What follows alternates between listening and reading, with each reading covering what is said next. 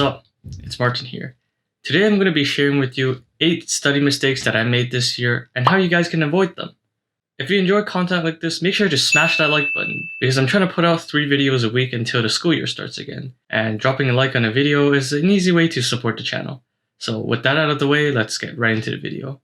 The first and also recurring mistake that I made this year is getting distracted by other responsibilities. These things are usually really minor and small responsibilities that I can easily deal with in a matter of minutes and half an hour at most. But despite that, when you're studying and you're a little bit stressed, you just feel like your ass is glued to the chair and that doing anything other than studying will impede your performance on a midterm or exam.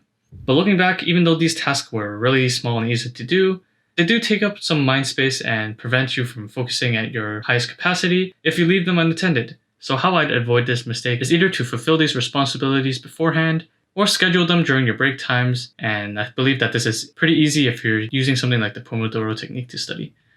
A distraction that is less talked about is relationships, and how it can take a lot of your time and mental energy. My mistake is getting into one when I didn't really intend to until after university or later. I don't really know how to avoid this one, but I'm just going to throw it out there just so you can keep that in mind. So moving on to the next point. The second mistake, which is also reoccurring, I'm pretty sure all these mistakes are common and reoccurring, is procrastinating. I know, sorry to be generic, but procrastination is universal. No matter how good of a student you are, you probably procrastinated a couple of times throughout the year. Unfortunately, procrastination is quite inevitable, and it's not entirely possible to completely get rid of procrastination as a whole. But the best that you can do to avoid this is to limit your distractions in your environment. For example, I wouldn't be able to work at my desk as it is right now, but if I reorganized it, then it makes for less distraction, which means more focused time to do my work. Optimizing your environment in such ways will really help to boost the amount of work that you can do in a given day, and being more organized can also make starting your work a lot easier, which is often half the battle in tackling procrastination. Because most of the time we procrastinate because we have a hard time starting a task that we need to do. So optimize your workspace, and that's how I would tackle this issue. Now, the third mistake that I made this year is falling back into the habit of passively learning. Passive learning is something like just reading a textbook or just copying down whatever the lecturer is saying, and the learning is pretty much one-sided communication. You're just basically transcribing notes or just reading a text to yourself. It's not really an effective way of learning, but the reason why a lot of students fall into the habit of doing this is just because it's easier to do. Actively learning takes a lot more focus and brain power on our part, so that's why this mistake is really common. To address this issue, try to take a break when you recognize that the information isn't really going into your head. Recognize when you fall into the habit of passively learning. Most of the time it's because we get too tired to actively partake in our learning.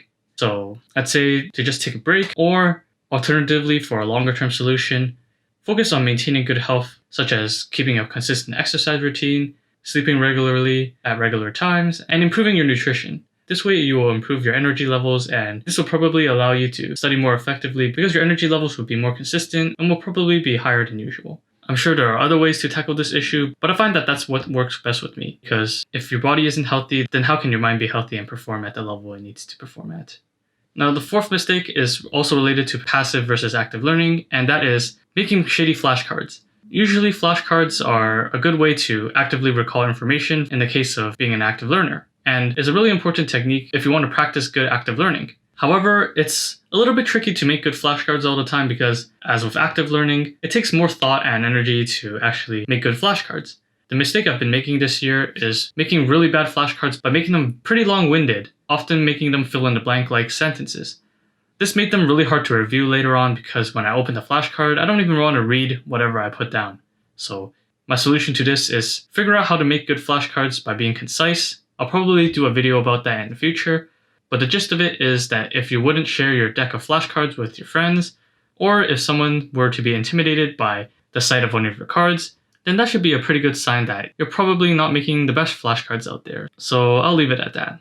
Now, the fifth mistake that I made this year is telling myself I've studied or done enough, when I clearly knew in the back of my head that I didn't. This tracks back to the previous few mistakes, and that is that after a period of time during my studies, I would fall back on passive learning strategies just out of habit, and also because I was getting tired. The mistake here is that I told myself that because I studied X amount of hours that I've done enough, but I knew that if someone were to ask me a couple of more difficult questions about the topic, that I wouldn't know how to answer them. And the way I would address this issue is to keep in mind that quality always beats quantity. You can study for 8 hours a day and still do bad if you aren't being effective with your study strategies. With that being said, it's really important for you guys to figure out how you learn best. And that's how you guys will gain the confidence that you are doing enough. And with that confidence, you'll hardly be telling yourself that you've done enough even though you know it realistically that you haven't. Another way to avoid this mistake is to simply be honest with yourself.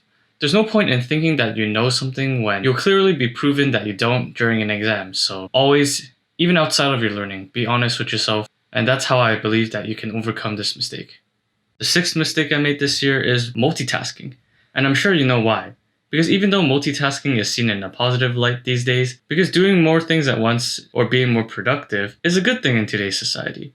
But seeing as I have listed this as a mistake, says a lot about multitasking. Because in my eyes, when you multitask, you do both tasks a little bit worse or a lot worse than you would have done it if you had your full focus for the task at hand. But sometimes doing one task at a time with your full focus can actually be faster than doing two tasks at the same time with divided attention. Going back to the point on quality over quantity, I think I would rather finish my task with a greater degree of accuracy than trying to do them as fast as I can while sacrificing quality. How I would address this issue is that I would only multitask if the task at hand is a passive one, which could be like a repetitive motion like sweeping the floor, washing dishes, or any other chore like that. But if it were something that requires a lot of attention, like learning or doing flashcards, then I would prefer you tackle that with your full attention. So whatever the case, don't multitask when both tasks require full attention. As silly as that sounds, some of us make that mistake. Now, the seventh mistake that I made this year is not asking for help when I need it. In my previous year in grade 12, this was not even an issue for me. I would normally ask questions when I'm stuck, but for some reason, when I went to university, I became a lot more timid as a student. Maybe it's because I'm still adapting to the new environment, but I have trouble asking questions when I feel like I need help. This can possibly be a symptom of the larger classroom size, but for whatever the reason, I was a little bit too stubborn or shy to ask questions this year. For example, in physics, I didn't really understand how to get to the solution, but I never really bothered to ask, and that's probably why those were my worst subjects this year. How I would deal with this is to just ask. Like, throw the ego out the window and try not to care about what others will think about your questions, because honestly, we're all here to learn and we're all paying for it anyway. So might as well get the most out of your time and money by actually trying to participate in your own learning. Now, the eighth and final mistake that I made this year is not fully realizing the value of my time, seeing as I studied more in my senior year than my first year at university. This is two mistakes in one for me, as I spent my time carelessly watching YouTube videos at times, and I also said yes to every opportunity that I got for extracurriculars or clubs, even though I'm not fully passionate about it. How I would address this issue is that I would realize that there are only 24 hours a day, and only 2/3 of that time am I awake, so I can't really be Superman and do everything that I'm presented with, and that I should prioritize my time to the things that really matter to me and would help me reach my goals in the future. Get a planner or schedule things in my calendar. Maybe not to the exact hour or minute, but at least give myself a little bit of a structure or a list of things to do for the day so that I can keep on track and not fall behind in my subjects and need to catch up all at once, because that's honestly a little bit hard to do, and the bigger the task, the harder it is to start. So those are my 8 mistakes that I made this year. As a quick recap, the first mistake is getting distracted by other responsibilities, and how to address that is to just get them out of the way by either doing them first or during your breaks. The second mistake is procrastinating, and how to deal with that one is to limit your distractions by optimizing your workspace. Third mistake is falling back to passive learning habits, and how I would fix that is to maintain good health so that you have better energy levels to actively participate in your learning. The fourth mistake is making bad flashcards, and the remedy to that is just to be more concise and ask your friends what they think about your deck. And the fifth mistake is telling yourself that you've done enough even though you know that you haven't. And how I would address that is just being more honest with myself and developing study strategies that I can be confident in. It doesn't matter how many hours you study. If your studying is poor, then it's not that you're not doing enough, it's just that you're not being effective in doing so. Make sure that you're doing enough of the right things in your studying. The sixth mistake is multitasking, and how I would address this is only multitask if the tasks at hand are truly passive and don't require my full attention.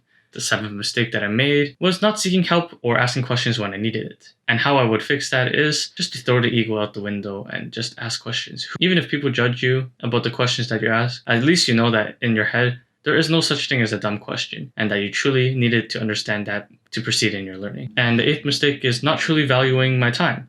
And how I would address this issue is just to realize that there was only really 16 waking hours, or slightly more depending on how much you sleep, in a given day. And that you shouldn't carelessly give your time away when you should really be prioritizing your time for the things that really matter to you. So that about wraps up this video. If you enjoyed it and if it helped you out, make sure to smash that like button and hit subscribe with post notifications on so you can see more content like this. And yeah, that's about it. See ya.